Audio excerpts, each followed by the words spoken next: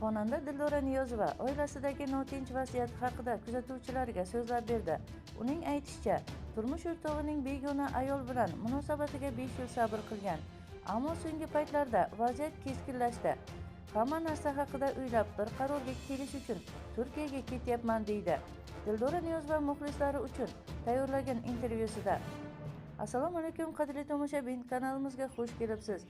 Kanalimizga yangi bo'lsangiz, videomiz keng tarqalishi uchun video ostida like va podpisatsiya tugmasini bosib qo'yishni unutmang.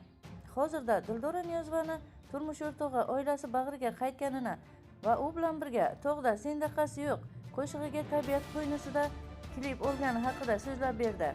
Xonanda Dildora Niyozova muxlislari sendaqasi yo'q qo'shig'iga ishlangan klipi bilan xushnud qildi.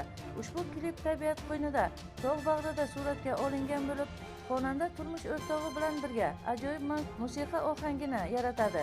Klip uchun maxsus ssenariy tanlangan bo'lib, xonanda va uning hamrohi vertolyotda baland tog'larda yo'l oladilar. Go'zal manzaralar, yashil vodiylar va mo'jaz gullar ustida Dildora Niyozova qo'shig'ini jonli va samimiy ravishda ijro etadi.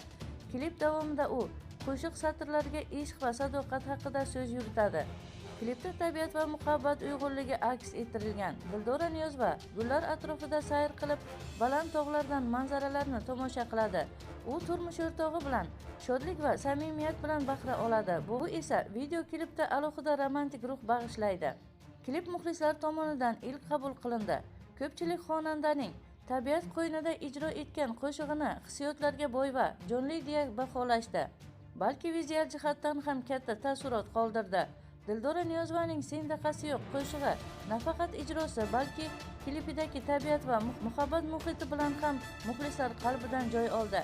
Tog'dagi klipi ajoyib va taassurotli bo'lganini aytib, Dildora Niyozova esda qolarli bo'lgan bu klipi muxlislari ko'nglidan joy olib ulgurdi.